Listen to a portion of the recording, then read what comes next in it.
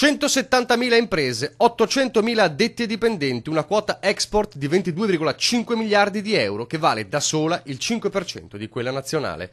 È il peso messo sul piatto da Veneto Centro, il maxi organismo industriale che nasce ufficialmente oggi a Marghera.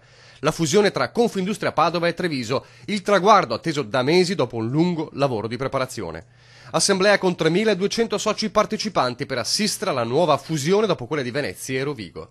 Treviso e Padova insieme per contare di più, ma non solo. Due grandi associazioni come Padova e Treviso, per volontà e non per necessità, si mettono insieme per dar luogo, per creare quella che è una delle più grandi associazioni a livello nazionale e che vuole essere presente nel territorio, promuovere cultura e promuovere quella che è soprattutto la cultura d'impresa. Una fusione benedetta anche dal presidente di Confindustria Veneto, Matteo Zoppas, che ha però tenuto a precisare: come da statuto, a Confindustria Veneto spettano il coordinamento e la promozione di posizioni comuni fra le associazioni.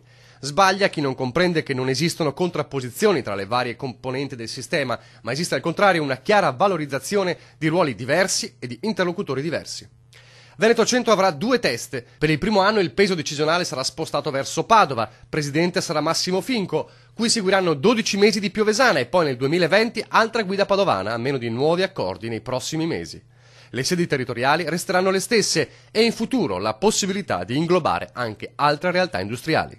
Il progetto di integrazione Padova-Treviso non è un progetto chiuso, ma è un progetto aperto a tutti coloro che vedono del buono in ciò che noi stiamo facendo oggi. Intanto però ne facciamo un pezzo, vi garantisco che è un pezzo abbastanza complicato e dove serve tanto lavoro, noi ci stiamo lavorando insomma a testa bassa.